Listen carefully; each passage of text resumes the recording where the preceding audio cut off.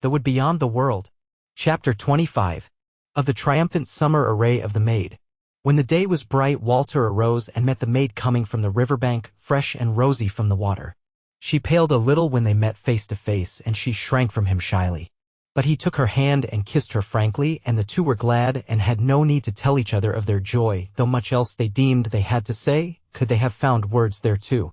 So they came to their fire and sat down and fell to breakfast, and ere they were done, the maid said, "My master, thou sayest we be come nigh unto the hill country, and today about sunset belike we shall come into the land of the bear folk, and both it is, that there is peril if we fall into their hands, and that we may scarce escape them. Yet I deem that we may deal with the peril by wisdom." "What is the peril?" said Walter. "I mean, what is the worst of it?" Said the maid, "To be offered up in sacrifice to their God." "But if we escape death at their hands, what then?" said Walter. "One of two things," said she. "The first, that they shall take us into their tribe." "And will they sunder us in that case?" said Walter. "Nay," said she. Walter laughed and said, "Therein is little harm then." "But what is the other chance?"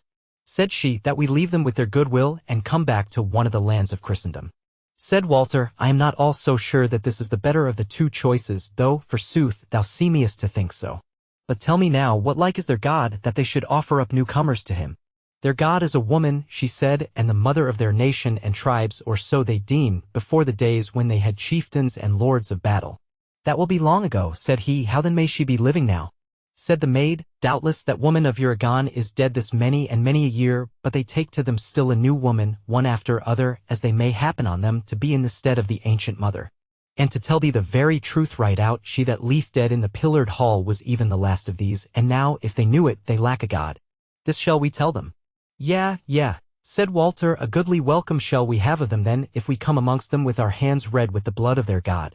She smiled on him and said, "If I come amongst them with the tidings that I have slain her, and they trow therein, without doubt they shall make me lady and goddess in her stead."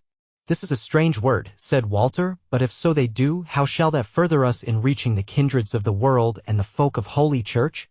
She laughed outright, so joyous was she grown, now that she knew that his life was yet to be a part of hers. "Sweetheart," she said, "now I see that thou desirest wholly what I desire, yet in any case, abiding with them would be living and not dying, even as thou hadst it e'en now. But, forsooth, they will not hinder our departure if they deem me their God. They do not look for it, nor desire it, that their God should dwell with them daily. Have no fear." Then she laughed again and said, "What? Thou lookest on me and deemest me to be but a sorry image of a goddess, and me with my scanty coat and bare arms and naked feet. But wait, I know well how to array me when the time cometh. Thou shalt see it. And now, my master, were it not meet that we took to the road." So they arose and found a ford of the river that took the maid but to the knee, and so set forth up the greensward of the slopes, whereas there were but few trees, so went they faring toward the hill country. At the last they were come to the feet of the very hills, and in the hollows betwixt the buttresses of them grew nut and berry trees, and the greensward round about them was both thick and much flowery. There they stayed them and dined, whereas Walter had shot a hare by the way, and they had found a bubbling spring under a grey stone in a bight of the coppice, wherein now the birds were singing their best. When they had eaten and had rested somewhat, the maid arose and said, "Now shall the queen array herself, and seem like a very goddess." Then she fell to work, while Walter looked on, and she made a garland for her head of eglantine where the roses were the fairest, and with mingled flowers of the summer she wreathed her middle about, and let the garland of them hang down to below her knees. And knots of the flowers she made fast to the skirts of her coat, and did them for arm rings about her arms, and for anklets and sandals for her feet. Then she set a garland about Walter's head, and then stood a little off from him, and set her feet together, and lifted up her arms, and said, "Lo now, am I not as like to the mother of summer as if I were clad in silk and gold? And even so shall I be deemed by the folk of the bear.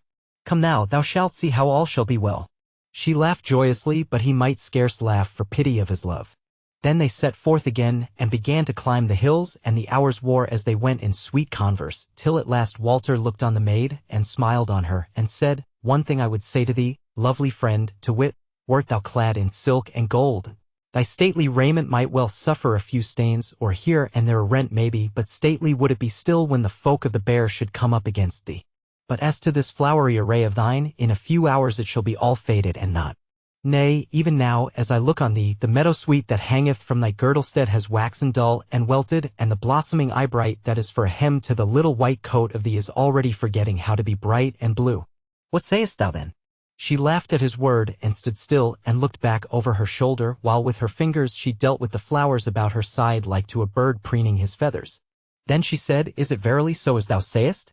Look again." So he looked and wondered, for lo! Beneath his eyes the spires of the meadowsweet grew crisp and clear again, the eyebright blossoms shone once more over the whiteness of her legs, the eglantine roses opened and all was as fresh and bright as if it were still growing on its own roots. He wondered and was even some deal aghast, but she said, "Dear friend, be not troubled. Did I not tell thee that I am wise in hidden lore? But in my wisdom shall be no longer any scathe to any man. And again, this my wisdom, as I told thee erst, shall end on the day whereon I am made all happy. And it is thou that shall wield it all, my master. Yet must my wisdom needs endure for a little season yet. Let us on then, boldly and happily."